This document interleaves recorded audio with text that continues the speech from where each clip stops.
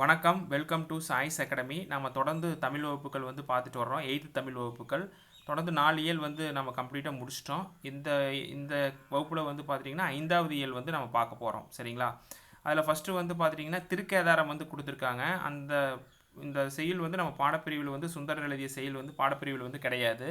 பண் அப்படின்னா இசை என்று பொருள், சொல்லும் பொருள் வந்து பார்த்துடலாம். சரிங்களா? அப்போ பண் அப்படின்னா இசை என்று பொருள், கனகச்சுனை அப்படின்னா பொன்வண்ண நீர்நிலை அப்படின்னு பொருள், மத வேளங்கள் அப்படின்னா மத யானைகள் அப்படின்னு பொருள், முரளும் அப்படின்னா முழங்கும் அப்படின்னு பொருள், பலவை அப்படின்னா முதிர்ந்த மூங்கில் அப்படின்னு பொருள். சரிங்களா? ரொம்ப ரொம்ப முக்கியமானது. அடுத்தது வந்து பார்த்துட்டிங்கன்னா இங்கே பாருங்கள், பிரித்தெழுதுக. சரிங்களா? கனகச்சுனை அப்படின்னா கனகம் ப்ளஸ் சுனை அப்படிங்கிறது கரெக்டு. இதுவும் வராது. கணம் ப்ளஸ் சுனை வராது, கனக ப்ளஸ் சுனை வராது, கனகச்சுனைன்னு வராது. இதுக்கான விதி என்னது? மவ்வீர் ஒற்றழிந்து உயிரீர் ஒப்பவும் வன்மைக்கினமாக தெரிவும் ஆகும். இம் அப்படிங்கிற எழுத்து போயிட்டு அதுக்கு இனமான இதோட எழுத்தே வந்து தெரிஞ்சு வந்திருக்கு. சுவோட எழுத்து இச்சு. சரிங்களா? இச்சு கூட்டல் ஊ தானே சு. சரியா? இதுக்கு இனமான எழுத்தே வந்து தெரிஞ்சு வந்திருக்கு. அடுத்து முளவதிர அப்படின்னு சொல்லி பிரிச்சிருக்காங்க. சரிங்களா? முளவுதிர வராது, முளவுதிரை வராது, முளவதிரன்னு வராது, முளவதிர அப்படிங்கிற வரும். இவ்வு கூட்டல் ஊ வரும். உகரம் போயிட்டு இவ்வு கூட்டலா வா அப்படின்னு சொல்லிட்டு வரும். இதுதான் ஆன்சர். சரிங்களா? சரி, அடுத்தது வந்து பார்த்துட்டிங்கன்னா பாடறிந்து ஒழுகுதல். இதை வந்து நீங்கள் இந்த செயல் வந்து பொறுத்துகளை நிறைய எக்ஸாமில் கேட்டிருக்காங்க. ஆற்றுதல் என்பது அளந்தவருக்கு உதவுதல், போற்றுதல் என்பது புணந்தாரை பிரியாமை, பண்பெனப்படுவது பாரறிந்து ஒழுகுதல், அன்பெனப்படுவது தன்கிளை செராமை, அறிவெனப்படுவது பேதையார் சொல் நோன்றல், செறிவெனப்படுவது கூறியது மறாமை. சரியா? நிறையெனப்படுவது மறைபிறர் அறியாமை, முறையெனப்படுவது கண்ணோடாது உயிர் ஒவ்வல், பொறையெனப்படுவது போற்றாரை பொறுத்தல். சரிங்களா? இதில் சொல்லும் பொருளும் பார்த்துடலாம். சரிங்களா? அளந்தவர் அப்படின்னா வறியவர் அப்படின்னு பொருள். வறியவருக்கெல்லாம் நம்ம அளந்து கொடுக்கணும் அப்படின்னு நான் வச்சுக்கோங்க. செராமை அப்படின்னா வெறுக்காமை, நோன்றல் அப்படின்னா பொறுத்தல், போற்றார்னா பகைவர், கிளை அப்படின்னா உறவினர், பேதையார்னா அறிவற்றவர், மறாமைனா மறவாமை, பொறைனா பொறுமை. சரிங்களா? எப்பவுமே சொல்லும் பொருளெல்லாம் படிச்சிங்க அப்படின்னா ஒரு நோட்டு போட்டு எழுதி வச்சுக்கோங்க. பின்னாடி லாஸ்ட் டைமில் வந்து அந்த சொல்லும் பொருளையும் மட்டும் நம்ம பார்த்துட்டு போயிருக்கலாம். ஸ்கூல் புக்கில் இருக்கிறதுக்கு சொல்கிறேனுங்க. சரிங்களா? அளந்தவர்னா வறியவர், செராமைனா வெறுக்காமை, நோன்றல்னா பொறுத்தல், போற்றார்னா பகைவர், கிளைனா உறவினர். நம்ம கிளை அதுக்கப்புறம் இதெல்லாம் ஈஸி தானே. கிளைனா உறவினர், பேதையார்னா அறிவற்றவர், மறாமைனா மறவாமை, பொறைனா பொறுமை. சரிங்களா? அடுத்தது இல்வாழ்வு என்பது வறியவருக்கு உதவி செய்தல். அந்த செயலினுடைய பொருள் கொடுத்துருக்காங்க. இல்வாழ்வு என்பது வறியவருக்கு உதவி செய்தல். பாதுகாத்தல் என்பது அன்புடையாமை பிரியாது வாழ்தல். பண்பெனப்படுவது சான்றோர் காட்டிய வழியில் நடத்தல். அன்பெனப்படுவது உறவினரோடு வெறுப்பின்றி வாழ்தல். அறிவெனப்படுவது அறிவற்றர் கூறும் சொற்களை பொறுத்தல். செறிவெனப்படுவது முன் சொன்ன வாக்கை மறக்காமல் காப்பாற்றுதல். நிறையெனப்படுவது மறைபொருளை பிறர் அறியாமல் காத்தல். நீதிமுறை எனப்படுவது குற்றம் செய்தவருக்கு உரிய தண்டனை வழங்குதல். பொறை எனப்படுவது தம்மை இகழ்வாரை பொறுத்தல். நாம் ஒவ்வொருவருக்கும் இத்தகைய பண்புகளை பின்பற்ற வேண்டும் அப்படின்னு சொல்லி கொடுத்துருக்காங்க. இது பாடப்பிரிவில் இல்லைனாலும் ஃபஸ்ட்டு நாம் என்ன தெரிஞ்சுக்கணும் அப்படின்னா, இந்த பொறுத்துகளில் நிறைய எக்ஸாமில் பார்த்துருப்பீங்கன்னா ப்ரீவியஸ் இயர் கொஸ்டின் பேப்பரில் இந்த பாட்டு வந்து பொறுத்துகளை கேட்டுருவாங்க. சரிங்களா? இதை நான் வந்து பார்த்துக்கணும். சரிங்களா?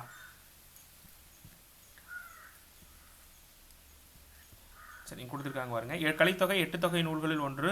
இது கலிப்பா என்னும் பாவையால் ஆனது. 100 கலித்தொகையில் எத்தனை பாட்டு இருக்குது? 150 பாடல்களை கொன்றது. குறிஞ்சிக்களி, முல்லைக்களி, மருதக்களி, நெய்தக்களி, பாலைக்களி என 5 பிரிவுகளை வந்து உடையது. கலித்தொகையை தொகுத்தவர் நல்லந்துவனார். சரியா? இவர் வந்து நம்ம பாடப்பிரிவில் கிடையாது. சங்ககால புலவர்கள் ஒருவர். நெய்தல் களி பாடல்களையும் இவற்றியவரும் இவர் தான் சொல்லி கொடுத்துருக்காங்க. சரிங்களா? அடுத்தது வந்து பார்த்துட்டிங்கன்னா பிரித்தெழுதுக. சரியா? பாடறிந்து அப்படின்னா பாடு கூட்டல் அறிந்து அப்படிங்கிறது. சரியா? இங்கே ஒற்று வந்து இரட்டிக்காமல் அப்படியே வந்திருக்கு. சரிங்களா? உகரம் வந்து போயிட்டு இட்டு கூட்டலா டா என்ன வரும்? பாட்டு கூட்டல் அறிந்து வராது, பா கூட்டல் அறிந்து வராது, பாடு கூட்டல் அறிந்து அப்படின்னு தான் வரும். சரிங்களா? பாட்டு கூட்டல் அறிந்து அப்படிங்கிறது வராது. சரிங்களா? முறை எனப்படுவது அப்படிங்கிறது. சரிங்களா? இப்போ நீங்கள் பாட்டு கூட்டல் அறிந்து அப்படின்னு வந்துச்சுன்னா அதை போட்டு பாருங்கள், வராது. பாடு கூட்டல் அறிந்து அப்படிங்கிறது வராது. உகரம் போயிட்டு மறுபடியும் இரட்டிக்கிற மாதிரி தான் வரும். அப்போ பாடு கூட்டல் அறிந்து அப்படிங்கிறத கரெக்டு. முறை எனப்படுவது அப்படிங்கிறது முறை கூட்டல் எனப்படுவது அப்படின்னு சொல்லி சொல்கிறோம். சரிங்களா? முறை கூட்டல் எனப்படுவது. நிலைமொழியில் ரை இற்று கூட்டல் ஐ வந்து ரை தான் வரும். அப்போ ஈ வழி எவ்வும் அப்படிங்கிற உடம்படி பயிற்சி. நிலைமொழியிலையும் உயிரெழுத்து வந்து வருமொழியிலும் உயிரெழுத்து வந்துச்சுன்னா அது உடம்படிமை தோன்றும் அப்படிங்கிறது ஆன்சர். முறையப்படுவது, முறை எனப்படுவது வராது, முறைப்படுவது வராது. இதுதான் கரெக்டு. சரிங்களா? அடுத்தது நாட்டுப்புற கைவினை கலைகள் வந்து இந்த கலைகளையெல்லாம் தெரிஞ்சுக்கணும் அப்படின்னா படித்து பாருங்கள். நம்ம பாடப்பிரிவில் இதெல்லாம் கிடையாது. சரிங்களா? ஆனால் இதெல்லாம் தெரிஞ்சுக்க வேண்டிய விஷயந்தான். சரிங்களா? ஓகே, அடுத்தது வந்து பார்த்துட்டிங்கன்னா இதோட புக் பேக் கொஷின் வந்து கொடுத்துருக்காங்க. பிரித்தெழுதுக சேர்த்தெழுதுக இதுக்கு வந்து நம்ம பார்த்துடலாம். சரிங்களா? இதில் ஃபஸ்ட்டு வந்து பார்த்துட்டிங்கன்னா மட்டுமல்ல அப்படின்னு சொல்லி கொடுத்துருக்காங்க. மட்டும் கூட்டல் அல்ல. இங்கே பாருங்கள், மட்டு கூட்டல் மல்ல வராது. சரிங்களா? அடுத்தது மட்டம் கூட்டல் அல்ல, மட்டு கூட்டல் அல்ல. சரியா? இதுவும் வந்து வராது. சரியா? இதுக்கான பொருள் என்னது? மட்டும் கூட்டல் அல்ல அப்படிங்கிறத கரெக்டு. சரிங்களா? எப்படின்னு சொல்கிறேன். சரிங்களா? இதுக்கான ஆன்சர் என்ன பார்த்தோம் அப்படின்னா மட்டுமல்ல அப்படிங்கிறதுக்கு இதுதான் ஆன்சர். சரிங்களா? இம்மு கூட்டலா. சரிங்களா? மவ்வீறு ஒற்றொலின், அதாவது வந்து பார்த்துட்டிங்கன்னா இம்மு கூட்டலா மா அப்படியே வந்து புணர்ந்து வந்திருக்கு. சரிங்களா? அடுத்தது கயிறு கூட்டல் கட்டில், கயிற்று கட்டில் அப்படின்னு சொல்லிட்டு வருங்க. இதுதான் வரும். சரியா? ரூ வந்து இரட்டிச்சு வந்திருக்குங்க. நிறைய ட்ரிப்பு நாம் பார்த்துருக்கோம். சரிங்களா? கயிறு கூட்டல் கட்டில், கயிற்று கட்டில். சரிங்களா? மட்டும் கூட்டல் அல்ல, மட்டுமல்ல அப்படின்னு சொல்லி வரும். சரியா? நிலைமொழியில் உயிரெழுத்து வந்துச்சு அப்படின்னா அப்படியே வந்திருக்கு. உடல் மேல் உயிர் வந்து ஒன்றுவது இயல்பை விதிப்படி அப்படியே புணர்ந்திருக்கு. கயிறு கூட்டல் கட்டில், கயிற்று கட்டில் நான் பார்த்துருக்கோம் இல்லைங்களா? இதுக்கான விதி என்னது? நிலைமொழியில் நெடில் தொடர் குற்றியுலகரமோ உயிர் தொடர் குற்றியுலகரமோ வந்துச்சு அப்படின்னா டூ ரூலை முடிஞ்சுது அப்படின்னா இரட்டிக்கும் அப்படிங்கிறது விதி வந்து வந்துடு. விதிப்படி தான் வந்து இது இரட்டிச்சு வந்திருக்கு. சரிங்களா? கயிற்று கட்டில் அப்படிங்கிறது வராது. சரிங்களா? இது கயிற்று கட்டில் அப்படிங்கிறது, கயிறு கட்டில் அப்படிங்கிறது வராது, கயிறு கட்டில் அப்படிங்கிறது வராது. மூணுமே பிழை. இதுதான் கரெக்டு. அடுத்தது வந்து பார்த்துட்டிங்கன்னா இந்த இசைக்கருவிகள். சரிங்களா? இது வந்து நம்ம பாடப்பிரிவில் வந்து நம்மளுக்கு வந்து கிடையாதுங்க. சரிங்களா? அடுத்தது தொகை நிலைத்தொடர், தொகா நிலைத்தொடர் அப்படிங்கிறது அடுத்ததான் நம்ம வந்து பார்க்கலாம். சரிங்களா? அதில் ஃபஸ்ட்டு வந்து பார்த்திங்கன்னா ஒரு எழுத்து தனித்து நின்றோ, தொகை அப்படிங்கிறது 6, தொகா அப்படிங்கிறது 9ங்க. சரியா? தொகை நிலைத்தொடர்கள் 6 வகைப்படும், தொகா நிலைத்தொடர் 9 வகைப்படும். ஓரெழுத்து தனித்து நின்றோ பல எழுத்துக்கள் தொடர்ந்து நின்றோ பொருள் தருவது சொல். சரியா? சொல் அப்படிங்கிறதுக்கு நெல் அப்படிங்கிற பொருளும் இருக்குது. சொற்கள் பல தொடர்ந்து நின்று பொருள் தருவது சொற்றொடர் அல்லது தொடர் என்பதை அறிவோம். பால் பருகினான், வெண்முத்து என்னும் சொற்களை என்னும் தொடர்களை பாருங்கள். இவை பாலை பருகினான், வெண்மையான முத்து என்னும் பொருளை தருகின்றன. சரியா? முதல் தொடரில் ஐ என்னும் வேற்றுமை உறுப்பும் அடுத்த தொடரில் மை என்னும் விகுதியும் ஆன என்ன உறுப்பும் மறைந்து நின்று பொருள் உணர்த்துகின்றன. சரியா? இதில் வந்து வேற்றுமை உறுப்புகள் அப்படிங்கிறது வந்து மறைஞ்சிருச்சு. இவ்வாறு இரு சொற்களுக்கு இடையில் வேற்றுமை உறுப்புகளோ வினை பண்பு முதலியவற்றின் உறுப்புகளோ தொக்கினா மறைந்து வருமானால், சரிங்களா, அதனை தொகைநிலை தொடர்கள் அப்படின்னு சொல்லி சொல்ல வந்து வேற்றுமை உறுப்போ வினை பண்பு முதலியவையோ மறைஞ்சு வந்துச்சுன்னா அது வேற்றுமை தொகை. இத்தொகைநிலை தொடர் வேற்றுமை தொகை, வினைத்தொகை, பண்பு தொகை, உவமை தொகை, உண்மை தொகை, அன்மொழித்தொகை என 6 வகைப்படும். சரிங்களா? எத்தனை வகைப்படும்? தொகைநிலை தொடர் 6 வகைப்படும், தொகா நிலை தொடர் 9 வகைப்படும். சரிங்களா? நாம் போன கிளாஸில் என்ன பார்த்தோம்? சரியா? வேற்றுமை வந்து பார்த்தோம். சரிங்களா? அதே தான் இங்கேயும் நாம் வந்து பார்க்க போகிறோம். சரிங்களா? வேற்றுமை தொகை அப்படின்னு என்னது? வேற்றுமை உறுப்பு வந்து மறைஞ்சு வந்திருக்கிறது. சரிங்களா? திருக்குறள் படித்தால் அப்படின்னு சொல்லி சொல்கிறோம். சரியா? இத்தொடரை திருக்குறளை படித்தால் என விரிந்து நின்று பொருள் தருகிறது. இப்போ திருக்குறள் படித்தால் அப்படின்னா திருக்குறளை படித்தால் அப்படிங்கிறது அதுக்கான பொருள். இரு சொற்களுக்கு இடையில் ஐ என்னும் இரண்டாம் வேற்றுமை உறுப்பு மறைந்து வந்துள்ளது. இவ்வாறு இரு சொற்களுக்கு இடையில் வேற்றுமை உறுப்பு மறைந்து பொருள் தந்தால் அதை வேற்றுமை தொகை அப்படின்னு சொல்லி சொல்கிறோம். ஃபஸ்ட்டு நம்ம புதுசாக படிக்கிறோம் அப்படின்னா அந்த வேற்றுமை அப்படிங்கிற அந்த கிளாஸை போய் பார்த்துட்டு வாங்க. சரியா? அந்த வேற்றுமை தெரிஞ்சால் தான் இந்த வேற்றுமை தொகை அப்படிங்கிறது நம்மளுக்கு தெரியும். சரிங்களா? திருவாசகம் படித்தான் அப்படின்னா திருவாசகத்தை படித்தான் அப்படிங்கிறத பொருள். அப்போ ஐ என்னும் இரண்டாம் வேற்றுமை தொகை வந்து மறைஞ்சிருக்கு. தலை வணங்கு, தலையால் வணங்கு, ஆள் என்னும் மூன்றாம் வேற்றுமை தொகை வரைஞ்சிருக்கு. சிதம்பரம் சென்றான், சிதம்பரத்திற்கு சென்றான் அப்படின்னா 4ஆம் வேற்றுமை தொகை. மலைவீல் அருவி, மலையின் வீல் அருவி, சரியா அப்படின்னு சொல்லி சொல்லுவோம். இது வந்து 5ஆம் வேற்றுமை தொகை. கம்பர் பாடல், கம்பரது பாடல், இது வந்து 6ஆம் வேற்றுமை தொகை. இது வந்து மறைஞ்சிருக்கு.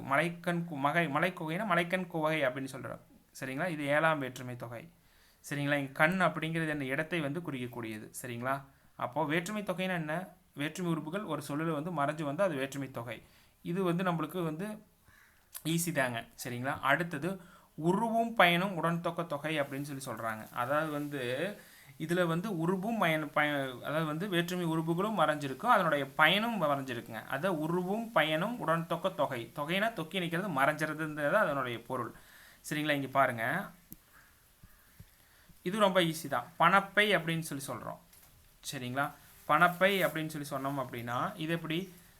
அதாவது வந்து இது பணத்தை கொண்ட பை என விரிந்து பொருள் தருகிறது. பணம் சரியா? பணம் பை என்னும் இரு சொற்களுக்கு இடையில் ஐ என்னும் வேற்றுமை உருபும் ஐ என்னும் வேற்றுமை உறுப்பும் கொண்ட என்னும் சொல்லின் உறுப்பு சரியா சொல்லும் அதாவது உறுப்பினுடைய பயனும் மறைந்து வந்துள்ளன. சரியா? பணப்பை அப்படின்னா பணத்தை கொண்ட பை அப்படின்னு சொல்லி சொல்கிறோம். சரிங்களா? இதில் வந்து என்னது பணம் பை என்னும் இரு சொற்களுக்கு இடையுள்ள ஐ என்னும் வேற்றுமை உறுப்பும் கொண்ட என்னும் சொல்லும் அதனுடைய பயனும் மறைஞ்சு வந்திருக்குது அப்படின்னு சொல்லி கொடுத்துருக்காங்க. இவ்வாறு ஒரு தொடரில் வேற்றுமை உருவும் அதன் பொருளை விளக்கும் சொல் அதாவது வந்து பயனும் மறைந்து வருவது உருவும் பயனும் உடன்தொக்க தொகை அப்படின்னு சொல்லி சொல்கிறாங்க. பாருங்க, இரண்டாம் வேற்றுமை உருவும் பயனும் உடன்தொக்க தொகைக்கு எடுத்துக்காட்டு பால் குடம் அப்படின்னு சொல்லி சொல்லுவோம். அது எப்படி சொல்லுவோம்? பாலை கொண்ட குடம் அப்படின்னு சொல்லி சொல்லுவோம். சரிங்களா? பாலை கொண்ட குடம் அப்படின்னு சொல்லி சொல்கிறது. சரிங்களா? இதில் என்ன மறைஞ்சு வந்திருக்கு? இரண்டாம் வேற்றுமை உருவும் அதனுடைய பயனும் வந்து மறைஞ்சிருக்கு. அடுத்து மூன்றாம் வேற்றுமை உருவும் பயனும் உடன்தொக்க தொகை அப்படிங்கிறது. பொற்சிலை அப்படின்னு சொல்லி சொல்கிறோம். பொன்னால் ஆகிய சிலை அப்படின்னு தான் சொல்லணும். இதில் என்ன இருக்குது? பொன்னால் ஆகிய சிலை அப்படிங்கிறது ஆள் என்னும் வேற்றுமை உருவும் ஆகிய அப்படிங்கிற அந்த பயனும் வந்து மறைஞ்சு வந்திருக்கு. அடுத்தது நான்காம் வேற்றுமை உருவும் உடன்தொக்க தொகையும் மாட்டு கொட்டகை மாட்டுக்கு கட்டப்பட்ட கொட்டகை அப்படின்னு சொல்லி சொல்லுவோம். இது என்னது? நான்காம் வேற்றுமை ஐயாளுக்கும் இன்னதுக்குன்னு தெரிஞ்சால் தான் இதை நாம் எடுக்க முடியும். மாட்டுக்கு கட்டப்பட்ட கொட்டகை அப்படின்னு சொல்லி சொல்லுவோம். இது நான்காம் வேற்றுமை உருவும் மாட்டுக்கு கட்டப்பட்ட அப்படிங்கிற அந்த பயனும் வந்து மறைஞ்சு வந்திருக்கு. அதனால உருவும் பயனும் உடன்தொக்க தொகை அப்படின்னு சொல்லி சொல்கிறோம். சரிங்களா? இது வந்து நம்மளுக்கு ஈஸியாக இருக்குங்க. சரிங்களா? அப்போது ஃபஸ்ட்டு அந்த வேற்றுமை உறுப்பு மறைஞ்சு வந்தால் அது வேற்றுமை தொகை. அதே உருவும் பயனும் மறைஞ்சு வந்தால் அது என்னதுங்க? உருவும் பயனும் உடன்தொக்க தொகை அப்படின்னு சொல்லி சொல்கிறோம். சரிங்களா?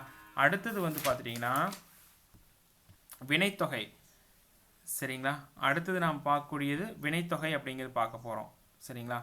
இந்த வினைத்தொகையில் வந்து பார்த்துட்டிங்கன்னா வினைச்சொல்லும் சரியா பெயர் சொல்லினுடைய கூட்டு தான் வந்து வினைத்தொகை.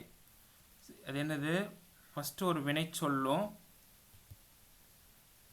வினைச்சொல் அப்போ லாஸ்ட்டில் ஒரு பெயர் சொல் இதனுடைய கூட்டு தான் என்னதுங்க? வினைத்தொகை அப்படின்னு சொல்லி சொல்லுவோம். ஃபஸ்ட்டு வினைத்தொகை கண்டுபிடிக்கணும்னா ஒரு வினைச்சொல் வந்திருக்கும், ஒரு பெயர் சொல் வந்திருக்கும். ஃபஸ்ட்டு சொல் கட்டளை சொல்லாக தான் வந்திருக்கும். இதை வச்சு தான் வினைத்தொகை வந்து கண்டுபிடிக்கிறோம். சரிங்களா? அப்புறம் காலம் கறந்த பெயரச்சம் வினைத்தொகை அப்படின்னு சொல்லி சொல்கிறாங்க. அது எப்படின்னு நான் பார்க்கலாம். சரிங்களா?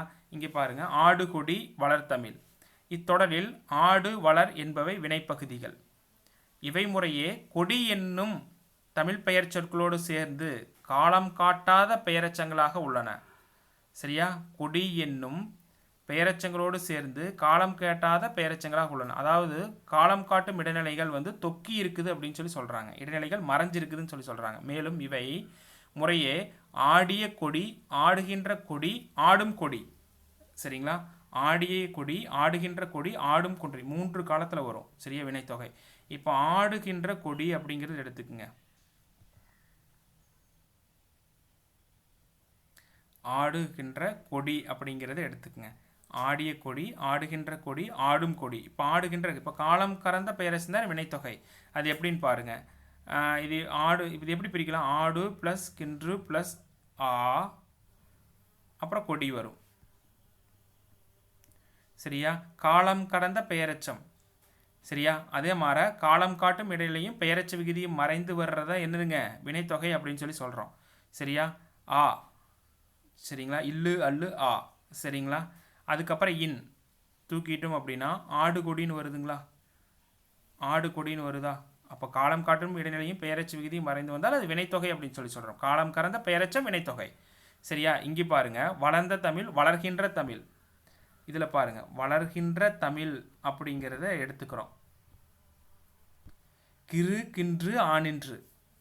சரிங்களா? நாம் இடைநிலைகளை பார்த்தோம். இத்து இட்டு இன்னு வந்தால் இறந்த கால இடைநிலை, இல்லு அல்லு வந்தால் எதிர்மறை இடைநிலை. சரிங்களா? இந்த மாதிரி கிறு கின்று ஆனின்று வந்தால் நிகழ்கால இடைநிலை. இதெல்லாம் பார்த்தோம் இல்லைங்களா? இதில் வந்து பார்த்தீங்கன்னா பகுபத உறுப்புகளை நாம் பார்த்துருப்போம். அப்போ வளர்கின்ற தமிழ் அப்படின்னா வளர் கூட்டல் கின்று கூட்டல் ஆ, அப்புறம் கடைசியில் தமிழ் ஆ கின்று தூக்கிடுங்க. சரியா? காலம் காட்டு நிலையும் பெயரச்ச விகுதியும் தூக்கிட்டுனா வளர் தமிழ் வந்துச்சா? அப்போ இது வினைத்தொகை. புரிஞ்சுதுங்களா? அவ்வளோதாங்க வினைத்தொகை அப்படிங்கிறது. வளர்தமிழ், வளர்ந்த தமிழ், வளர்கின்ற தமிழ் என முக்காலத்துக்கு பொருந்தும்படி. சரியா? முக்காலத்திற்கு பொருந்தும்படி பொறுத்தருகின்றன. இவ்வாறும் காலம் காட்டு இடைநிலையும் பெயரச்ச விகுதியும் மறைந்து வரும் பெயரச்சத்தை வினைத்தொகை அப்படின்னு சொல்லி சொல்கிறோம். காலம் கடந்த பெயரச்சம் வினைத்தொகை அப்படின்னு சொல்லி சொல்கிறாங்க. அவ்வளோதான் வினைச்சகம். சரிங்களா? அடுத்தது பண்புத்தொகை அப்படின்னு சொல்லி சொல்கிறாங்க. பண்புத்தொகைன்னு என்னது? நம்ம ஸ்கூல்லையெல்லாம் படிச்சிருப்போம். மை விகுதி வந்தால் பண்புத்தொகை அப்படின்னு சொல்லி சொல்கிறது. அது ஒரு கான்செப்ட் தான். இதில் முக்கியமானது வண்ணம், வடிவம், அப்புறம் என்னது? வண்ணம், வடிவம், சுவை, அப்புறம் என்னது? எண்ணிக்கை, அப்புறம் குணம். சரிங்களா? இப்போ செந்தமிழ் அப்படின்னு சொல்லி சொல்கிறோம். சரிங்களா? செம்மை கூட்டல் தமிழ், அதாவது வந்து வண்ணம் வந்துருச்சா? அடுத்தது வடிவத்துக்கு சொல்லணும்னா வட்டக்கிணறு, வட்டத்தொட்டி, வட்டம் கூட்டல் கிணறு, வட்டக்கிணறு, வடிவம் வந்துருச்சா? சுவைக்கு சொல்லணுமா? தீந்தமிழ், தீம் கூட்டல் தமிழ். தீம் அப்படின்னா இனிப்பு அப்படின்னு பொருள். சரியா? தீம் கூட்டல் தமிழ். சுவைக்கு சொல்கிறேன். தீம்னா இனிப்பு அப்படின்னு பொருள். எண்ணிக்கை சொல்லணும்னா முத்தமிழ். சரியா? 3 கூட்டல் தமிழ் எண்ணிக்கை. இதெல்லாம் ரொம்ப முக்கியம். சரியா? வண்ணம் அப்படின்னா செம்மைன்னு வந்துருச்சு. வடிவம்னா வட்டம் அப்படின்னு வந்துருச்சு. சுவை அப்படின்னா தீந்தமிழுக்கு எக்ஸாம்பிள் பார்த்துட்டோம். எண்ணிக்கை அப்படின்னது எண்ணிக்கை, முத்தமிழ். சரியா? இயல், இசை, நாடகம் சொல்ல இல்லையா? அது எப்படி பிடிக்கலாம்? 3 கூட்டல் தமிழ். அப்போ எண்ணிக்கை வந்துருச்சா? அப்போ பண்புத்தொகை. குணம், அதுக்கு நான் சொல்கிறேன். நல்லன், நன்மை செய்யக்கூடியனால நல்லன் அப்படின்னு சொல்லி சொல்கிறோம். அதில் மை விகுதி வந்திருக்கு. நன்மை கூட்டல் அன், நல்லன் அப்படின்னு சொல்லி சொல்கிறோம். சரிங்களா? நன்மை கூட்டல்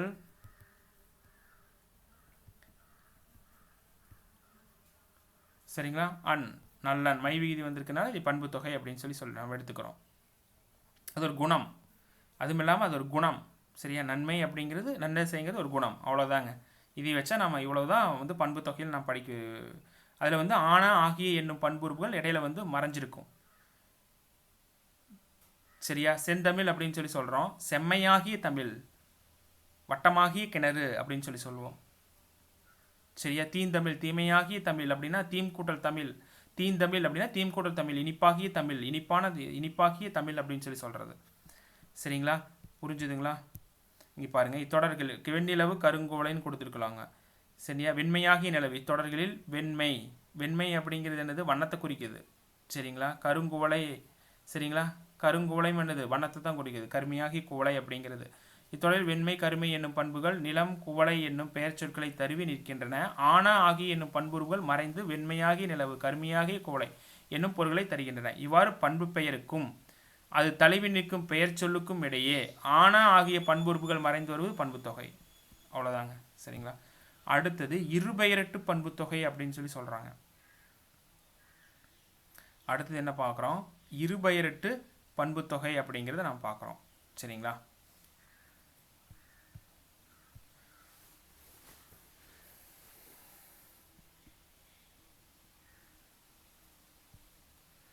நீங்கள் படிச்சிருப்பீங்க. பொதுப்பெயர் பின்னாடியும் சிறப்பு பெயர் முன்னாடியும் வந்திருக்கு அப்படின்னு சொல்லி நம்ம படிச்சிருப்போம். சரிங்களா? பனை மரம் அப்படிங்கிறது, மரம் அப்படிங்கிறது பொதுப்பெயர், பனைங்கிறது சிறப்பு பெயர். அப்போ நம்ம பனை அப்படிங்கிற ஒரு செல்லை எடுத்துட்டாலும் அதுக்கு பின்னாடி மரம் அப்படிங்கிறது நம்மளுக்கு வரும்னு தெரியும். சரிங்களா? பனை அப்படின்னு எடுத்துட்டா இது கம்ப்ளீட் பண்ணோன்னா பனை மரம் அப்படிங்கிறது வரும் நம்மளுக்கு தெரியுமில்ல. இதுதான் இருபெயரட்டு பண்பு தொகை. சரிங்களா? புரிஞ்சுதுங்களா? இப்போ பாருங்க. இத்தொடரில் பனையாகிய மரம் என விரியும். மரம் என்பது பொதுப்பெயர், பனை என்பது மரங்களுள் ஒன்றை குறிக்கிறது. இது சிறப்பு பெயர். இவ்வாறு சிறப்பு பெயர் முன்னும் பொதுப்பெயர் பின்னும் நிற்க இடையில் ஆகிய என்னும் பண்புறுப்பு மறைந்து வருவது இருபெயரட்டு பண்புத்தொகை. பண்புத்தொகையிலேருந்து அது ஒரு கிளை அப்படின்னு சொல்லலாம். சரியா? சாரை பாம்பு. சரிங்களா? இப்போ சாரை பாம்பு அப்படின்னு சொல்லி சொல்கிறாங்கன்னா இது ஒரு இருபெயரட்டு பண்புத்தொகை. பாம்பை நீக்கிட்டீங்கன்னா சாரை அப்படிங்கிற எழுத்து உங்கள் மனசுக்குள்ளே நிற்கும். ஆனால் அதுக்கு பின்னாடி பாம்புங்கிற வருது உங்களுக்கு தெரியும். சரிங்களா? அப்போ அது சாரை பாம்பு அப்படின்னு சொல்லி நாம் எடுத்துக்கிறோம். சரிங்களா? இதை இருபெயரட்டு பண்புத்தொகை. அப்போ பொதுப்பெயர் பின்னாடியும் சிறப்பு பெயர் முன்னாடியும் வரும். இது என்னது? இருபெயரட்டு பண்புத்தொகை அப்படின்னு சொல்லி சொல்கிறோம். சரிங்களா? அடுத்தது வந்து பார்த்துட்டிங்கன்னா நான் ஒரு கொஷின் கேட்குறேன், அதுக்கு ஆன்சர் பண்ணுங்கள். அன்பு செல்வன் அப்படின்னு சொல்லி சொல்கிறோம். சரிங்களா? அன்பு செல்வன் அப்படின்னு சொல்லி சொல்கிறீங்க. இது வந்து இருபெயரட்டு பண்புத்தொகையா அப்படிங்கிறது நீங்கள் சொல்லணும். அதே மாதிரி சுவர் கடிகாரம். சரியா? சரிங்களா? இங்கே பாருங்க, நான் எழுதி போடுறேன். அன்பு செல்வன். சரிங்களா? அன்பு செல்வன் அப்படிங்கிறதும் சுவர் கடிகாரம் அப்படிங்கிறதும் இருபெயரிட்டு பண்பு தொகையா கடிகாரம் சரிங்களா கடிகாரம் அப்படிங்கிறது இருபெயரிட்டு பண்பு தொகையா நீங்கள் சொல்லணும். செல்வன் அப்படிங்கிறது பொதுப்பெயர், அன்புங்கிறது சிறப்பு பெயர், அதனால இருபெயரிட்டு பண்பு தொகை அப்படின்னு சொல்லி நாம் நினைக்கலாம். கடிகாரம் என்பது பொதுப்பெயர், சுவர் என்பது சிறப்பு பெயர் அப்படின்னு சொல்லி நினைக்கலாம். ஆனால் இங்கே நாம் என்ன பார்த்தோம், பனை மரம் சாரை பாம்பு அப்படிங்கிறது உனக்கு உதாரணமாக சொன்னேன். பனைங்கிறது போட்டாலே மரம்ங்கிறது போடணும்னு நம்மளுக்கு தோணுது, அது இருபெயரிட்டு பண்பு தொகை. இங்கே பாருங்க, அன்பு அப்படிங்கிறது ஒரு தனிப்பெயராக இருக்குது, செல்வன் அப்படிங்கிறது ஒரு தனிப்பெயராக இருக்குது. இது இருபெயரிட்டு பண்பு தொகையே கிடையாது. அன்பை உடைய செல்வன் அப்படிங்கிறது அதுக்கு பொருள். அன்பு செல்வன் அப்படின்னா அன்பை உடைய செல்வன் அப்படின்னு பொருள். அன்பை அப்படிங்கிறது என்னது, ஐ வந்திருக்கு, இரண்டாம் வேற்றுமை உருவும் பயனும் உடன்தொக்க தொகை. சரியா, சுவர் கடிகாரம், சுவரை அதாவது வந்து பார்த்துட்டிங்கன்னா சுவர் கடிகாரம், சுவர் எங்கே இருக்குது, சுவர் அப்படிங்கிற இடத்துல வந்து சுவரின் கண் கடிகாரம் அந்த இடத்துல வந்து இருக்குது. அப்போ ஏழாம் வேற்றுமை உருவும் பயனும் உடன்தொக்க தொகை, இதில் வந்து உருவும் பயனும் உடன்தொக்க தொகையாக இருக்குது. புரிஞ்சுதுங்களா? பனைமரம் சாரைப்பாம்பு அப்படிங்கிறது நீங்கள் இப்போ உச்சரித்து பாருங்கள். அதுக்கப்புறம் பனை அப்படிங்கிறதுக்கப்புறம் மரம் போடுவோம். இப்போ அன்பு பனை அப்படிங்கிறதுக்கப்புறம் பனைன்னு கொடுத்துட்டாங்கண்ணா. இப்போ இங்கேயே வந்து அன்பு அப்படிங்கிறத நாம் எடுத்துட்டோம் அப்படின்னா என்ன பண்ணுவோம், தனியாக ஒரு சொல்ல நிற்குதுங்களா?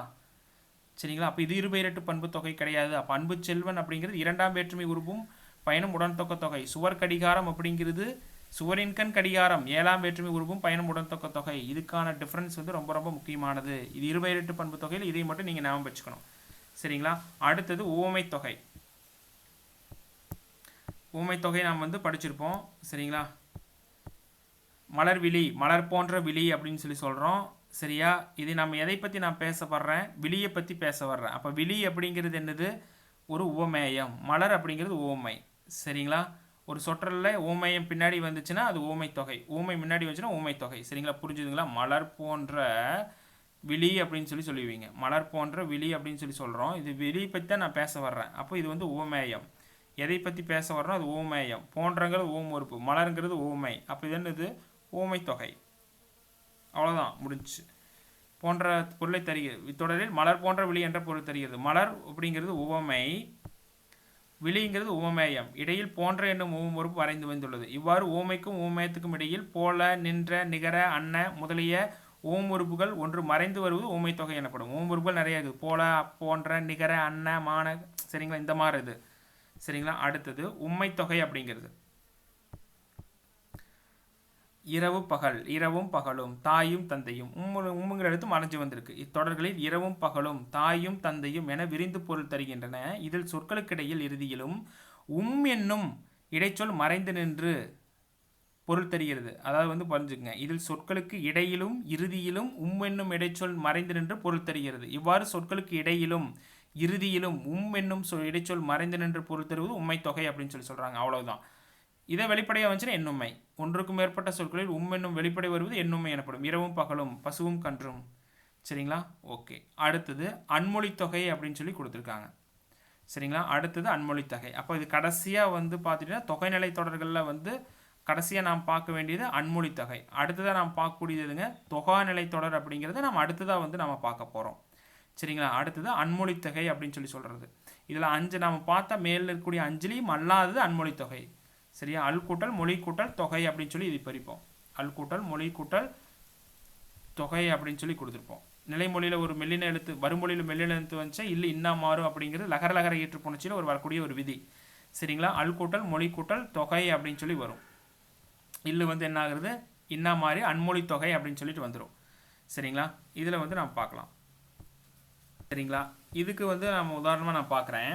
இப்போ வந்து தேன்மொழி அப்படிங்கிற சொல்ல எடுத்துக்கங்க.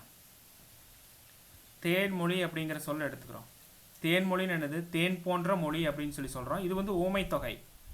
தேன் அப்படிங்கிறது என்னது, ஊமை. மொழி எதை பற்றி பேச வர்றேன், மொழி பற்றி பேச வர்றேன். இது அப்போ இது ஓமேயம். தேன் அப்படிங்கிறது ஊமை, இடையில போன்ற உறுப்பு மறைஞ்சு வந்திருக்கு. அப்போ இது என்னது, ஊமை தொகை. இதே வந்து தேன்மொழி பேசினால் அப்படின்னு சொல்லி சொல்கிறோம்.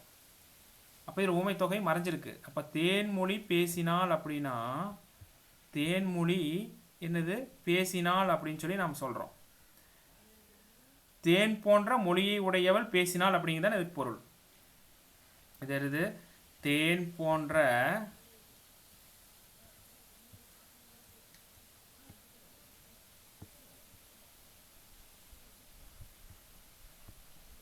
தேன் போன்ற மொழியை உடையவள் பேசினாள் அப்படின்னு சொல்லி சொல்கிறோம். சரியா? இதில் வந்து போன்ற அப்படிங்கிற தொகை உறுப்பும் மறைஞ்சு இருக்கு. இந்த தொகையோடு தொடர்பில்லாத சொல்லும் மறைந்து வர்றதா அன்மொழி தொகை அப்படின்னு சொல்லி சொல்கிறோம். புரிஞ்சுதுங்களா? தேன்மொழி அப்படிங்கிறது ஊமை தொகை, போன்ற அப்படிங்கிற தொகை வந்து மறைஞ்சிருக்கு, அது ஊமை தொகை. தேன் போன்ற தேன்மொழி பேசினாள் அப்படின்னா தேன் போன்ற மொழியை உடையவள் பேசினாள் அப்படின்னு சொல்லி சொல்கிறோம். இதில் தொகையும் மறைஞ்சிருக்கு, போன்ற அப்படிங்கிற தொகையும் மறைஞ்சிருக்கு. அதுக்கப்புறம் உடையவள், சரியா? உடையவள் அப்படிங்கிற இன்னொரு சொல்லும் மறைஞ்சிருக்கு. சரிங்களா? இந்த தொகையோடு தொடர்பில்லாத சொல்லும் மறைந்திருக்கு. அப்போ இதை என்ன சொல்கிறோம்? அன்மொழி தொகை அப்படின்னு சொல்லி சொல்கிறோம். புரிஞ்சுதுங்களா? அப்போ இதைத்தான் வந்து அன்மொழி தொகை அப்படின்னு சொல்லி சொல்கிறோம். சரிங்களா? இன்னொரு எக்ஸாம்பிள் சொல்கிறேன். பூங்குழல் அப்படின்னு எடுத்துக்கங்க. பூங்குழல் அப்படின்னா குழல்னா கூந்தல் பொருள். சரியா? பூ போன்ற கூந்தலை உடையவள் அப்படிங்கிறத பொருள். அதாவது பூங்குழல் அப்படின்னா பூவை உடைய கூந்தல் அப்படின்ற பொருள். பூங்குழல் என்னது? பூவை உடைய கூந்தல் அப்படிங்கிறத இதுக்கான பொருள். சரிங்களா? இதை பூங்குழல் வந்தாள் அப்படின்னா என்னது பொருள்? பூ போன்ற கூந்தலை உடைய பெண் வந்து வந்தாள் அப்படிங்கிற பொருள். சரியா? அப்போ வந்து அதில் வந்து உடைய அப்படிங்கிற தொகையும் மறைஞ்சிருக்கு. சரியா? கூந்தலை உடையவள் அப்படிங்கிற அந்த இன்னொரு சொல்லும் மறைஞ்சிருக்கு. சரிங்களா? இதைத்தான் நம்ம என்ன சொல்கிறோம்? அன்மொழி தொகை அப்படின்னு சொல்லி சொல்கிறோம். சரிங்களா? இங்கே கொடுத்துருக்காங்க பாருங்க. பொற்றொடி வந்தால் அப்படின்னு சொல்லி சொல்கிறாங்க. இது தொடி அப்படின்னா வளையல் அப்படின்னு சொல்லி சொல்கிறாங்க. சரியா? சாதாரண பொற்றொடி அப்படின்னு என்னது? சாதாரண பொற்றொடி அப்படின்னு என்னது? பொன்னால் ஆகிய கொடி அப்படிங்கிறது அது பொருள். சரியா? பொன்னால் ஆகிய தொடி அப்படின்னா வளையல். சரியா? பொன்னால் ஆகிய வளையல் அப்படிங்கிறது அதுக்கான பொருள். சரியா? சாதாரண பொற்றொடி. இங்கே பொற்றொடி வந்தால் அப்படின்னா பொன்னால் ஆகிய வளையலை உடையவள் வந்தால் அப்படிங்கிறத பொருள். பொன்னால் ஆகிய தொடி உடையவள் வந்தால் அப்படிங்கிறது அது பொருள். சாதாரண பொற்றொடின்னு கொடுத்துட்டா என்ன வரும்?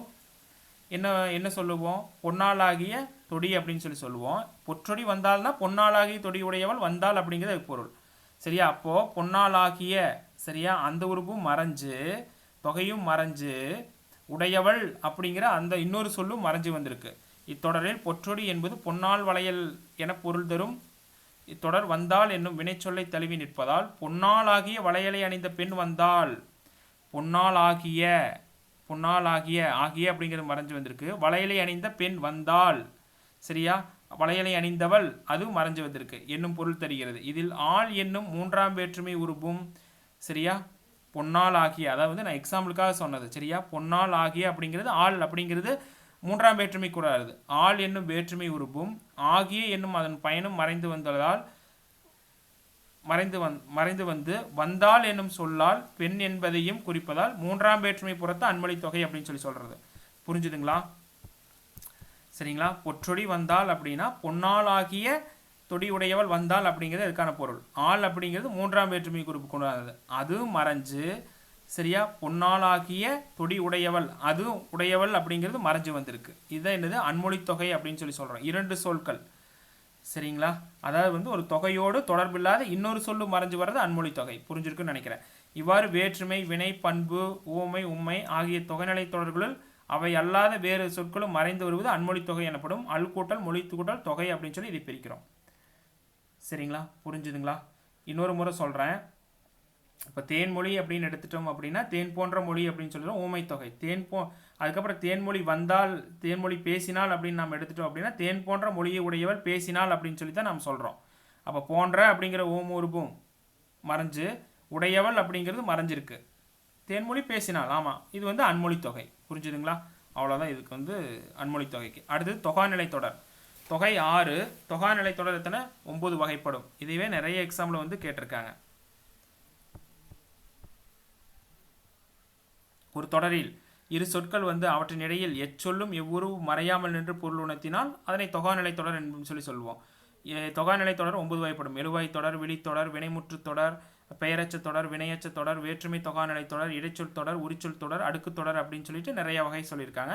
இதில் நாம் இதில் வந்து நம்ம வந்து பார்த்துருக்கோம். சரிங்களா? எழுவாய் தொடர் அப்படின்னு என்னது? எழுவாய் என்னது? யார், எது, எவை என்ற வினாக்களுக்கு விடையாக வருவது எழுவாய் தொடர். இதில் வந்து மல்லிகை மலர்ந்தது அப்படின்னு சொல்லி கொடுத்துருக்காங்க. இதில் மல்லிகை என்னும் எழுவாயை தொடர்ந்து மலர்ந்தது என்னும் பயனிலை அமைந்தது. இடையில் எச்சொல்லும் மறையாமல் வந்துள்ளது எழுவாய் தொடர் அப்படின்னு சொல்லி சொல்கிறோம். இதெல்லாம் ஈஸி தான். விழித்தொடர், படக்கை பெயரை முன்னிலை பெயராக மாற்றிக் கொடுவது விழித்தொடர். நண்பா படி அப்படின்னு சொல்லி சொல்கிறோம். நண்பனை நண்பா படி அப்படின்னு சொல்லி சொல்கிறோம். இதில் நண்பா என்னும் விழிப்பெயர் படி என்னும் பயனிலையை கொண்டு முடிந்து இடையில் எச்சொல்லும் மறையாமல் வந்துள்ளது அது விழித்தொடர் அப்படின்னு சொல்லி சொல்கிறோம். வினைமுற்று நாம் பார்த்துருக்கோம், ஒரு டாப்பிக்காக பார்த்துருக்கோம். திறநிலை வினைமுற்று, குறிப்பு வினைமுற்று அப்படிங்கிறது. வினைமுற்றுனா முடிஞ்சது. சென்றனர் வீரர், இதில் சென்றனர் என்னும் வினைமுற்று வீரர் என்னும் பெயரை கொண்டு முடிந்தது இடையில் எச்சொல்லும் மறையாமல் வந்துள்ளது அது வினைமுற்று தொடர் அப்படின்னு சொல்லி சொல்கிறோம். அதே மாதிரி பெயரச்சம், எச்சம் அப்படிங்கிறது பார்த்தோம்.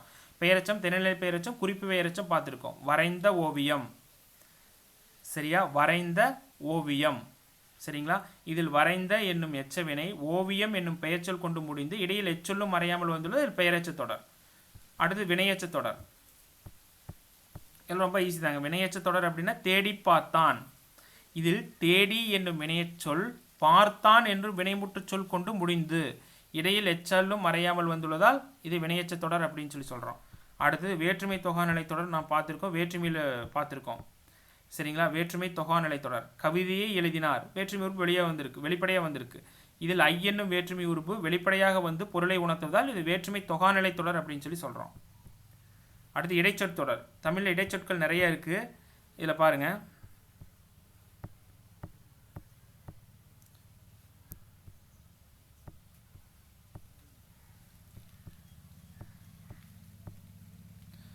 இடைச்சொற்தொடர் மற்று பிற, சரிங்களா. மற்று ப்ளஸ் பிற, சரியா அப்படின்னு சொல்லி பிரிக்கிறோம். மற்று பிற அப்படிங்கிறது. இதில் மற்று என்பது இடைச்சொல், இதில் வெளிப்படையாக வந்துள்ளது அது இடைச்சொல் தொடர் அப்படின்னு சொல்லி சொல்கிறோம், சரிங்களா. இதெல்லாம் ஈஸி தாங்க இடைச்சொற்கள். அடுத்து உரிச்சொல் தொடர். உரிச்சொற்கள்னா என்னது? சால, தவ, நனி, கூர்களி, ஒரு விஷயத்தை இன்னொரு மிகைப்படுத்தி கூறுறது, சரியா. சாலச் சிறந்தது, சிறந்ததை விட சாலச் சிறந்தது. தவ முனிவர், சரிங்களா.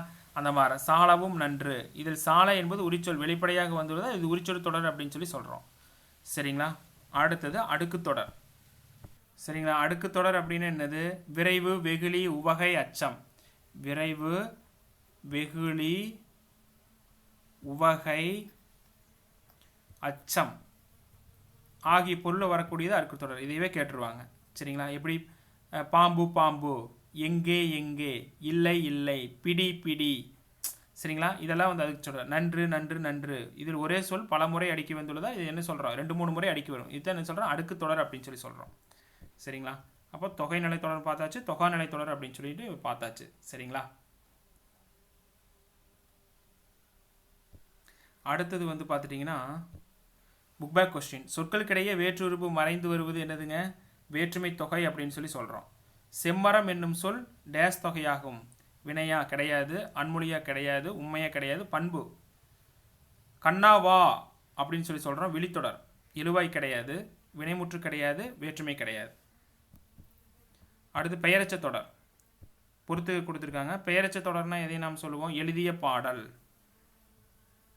சரியா. வினையச்ச தொடர் அப்படின்னா என்னது? எதை நாம் சொல்லுவோம்? பாடி முடித்தான். வினைமுற்று தொடர் அப்படின்னு என்னது? வென்றான் சோழன். எழுவாய் தொடர்னா அப்படின்னா எதை நாம் சொல்லுவோம்? எழுவாய் தொடர் அப்படின்னா நம்ம எதை சொல்லுவோம்? கார்குழலி படித்தாள். விழித்தொடர் என்னது? புலவரே வருக அப்படின்னு சொல்லி சொல்கிறது. சரி, அடுத்தது வந்து பார்த்துட்டிங்கன்னா இங்கே வந்து கொடுத்துருக்காங்க பாருங்க. கோடிட்டிடங்களை பொருத்தமான சொல்லுறுப்புகளை கொண்டு இருக்க. இடி, இடி உடன் மழை வந்தது. இடி உடன் அப்படின்ட்டு வரும். மலர்விழி தேர்வின் பொருட்டு ஆயத்தமானாள். மலர்விழி தேர்வின் பொருட்டு ஆயத்தமானாள். அருவி மலையில் இருந்து வீழ்ந்தது. தமிழை காட்டிலும் சுவையான மொழியுண்டோ? இங்கே காட்டிலும் அப்படின்ட்டு வரும். தமிழை காட்டிலும் சுவையான மொழியுண்டோ? யாம் யாழ் தமிழருடைய, சரியா, தமிழருடைய இசைக்கருவிகளில் ஒன்று, சரிங்களா. அடுத்தது வந்து இணைச்சொற்கள் வந்து கொடுத்துருக்காங்க. இங்கே பாருங்க, தொடர்களில் சில சொற்கள் இணையாக இடம்பெற்று பொருளுக்கும் வலுவூட்டும் அவற்றை இணைச்சொற்கள் என்கிறோம். தாய் குழந்தையை பாராட்டி சீராட்டி வளர்த்தாள், சரிங்களா. இங்கே பாருங்க, பாராட்டி சீராட்டி, சரிங்களா. இதைத்தான் இணைச்சொற்கள் அப்படின்னு சொல்லி சொல்றது. இணைச்சொற்களில் 3 வகைப்படும். அவை நேரிணை, எதிரிணை, செரி இணை அப்படின்னு சொல்லி 3 வகையை பிரிக்கிறோம், சரிங்களா. இதில் வந்து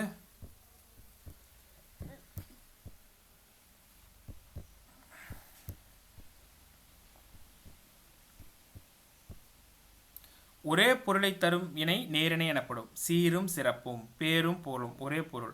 எதிரெதிர் பொருட்களை தரும் வினை எதிரிணை. இரவு பகல், உயர்வு தாழ்வு. பொருளின் செறிவை குறித்து வரும் வினை வந்து செரியினை அப்படின்னு சொல்றோம். சரிங்களா? இங்கே வந்து பொருளின் செறிவை குறித்து வரும் செரியினை. செறிவுனா அடர்ந்து நிறைந்தது அப்படின்னு பொருள். பச்சை பசேல், வெள்ளை வெளேர். சரிங்களா? ஒரே பொருளை குறிக்கிறது. சரிங்களா? அடுத்தது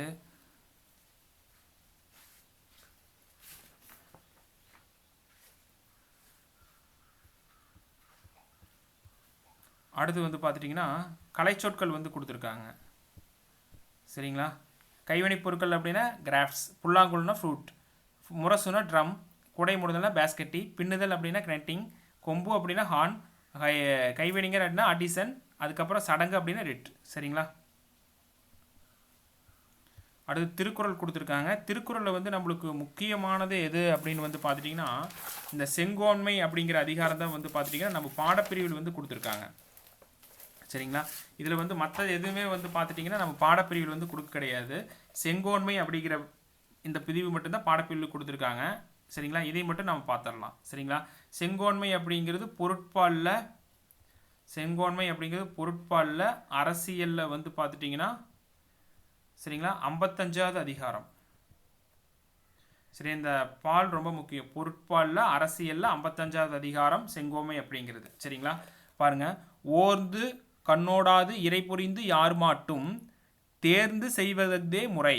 ஓர்ந்து கண்ணோடாது இறை புரிந்து யார் மாட்டும் தேர்ந்து செய்வதே முறை அப்படின்னு சொல்லி கொடுத்துருக்காங்க. எதையும் நன்காராய்ந்து ஒரு பக்கம் சாயாது நடுநிலைமையில் நின்று நடத்துவதே சிறந்த ஆட்சியாகும் அப்படின்னு சொல்லி கொடுத்துருக்காங்க.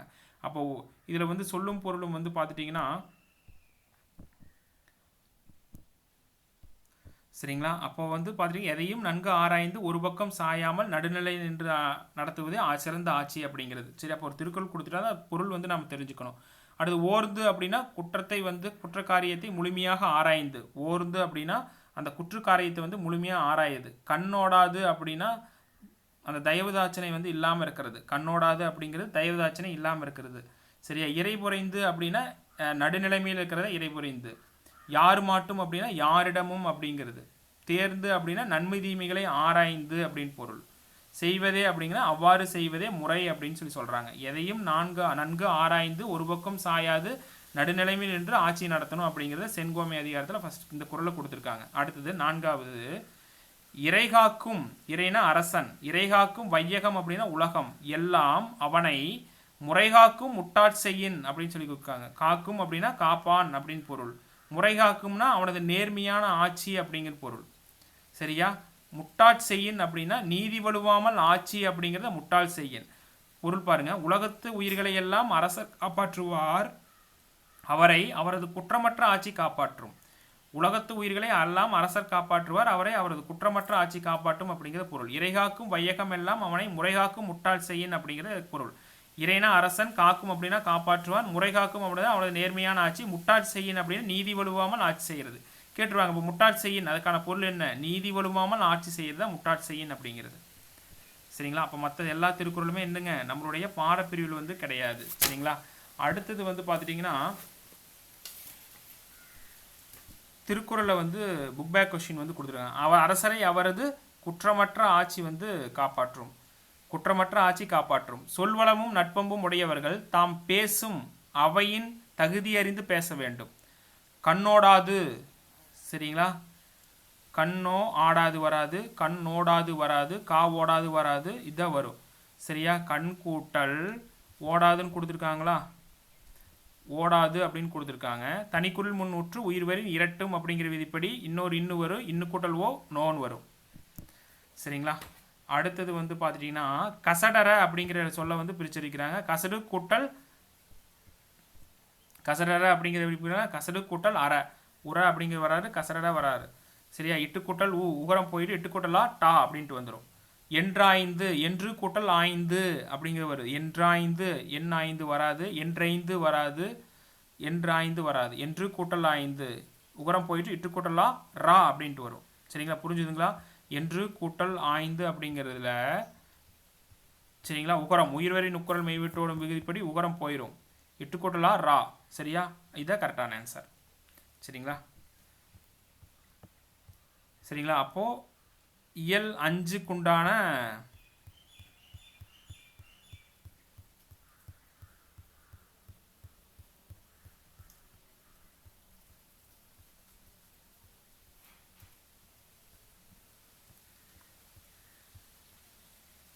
சரிங்களா? இந்த வகுப்பில் என்ன பார்த்துருக்கோம்? 8ஆம் வகுப்பு இயல் 5க்குண்டான இலக்கண பகுதியில் நாம் வந்து பார்த்துருக்கோம். மீண்டும் அடுத்த இலக்கண பகுதியில் வந்து சந்திக்கலாம். நன்றி.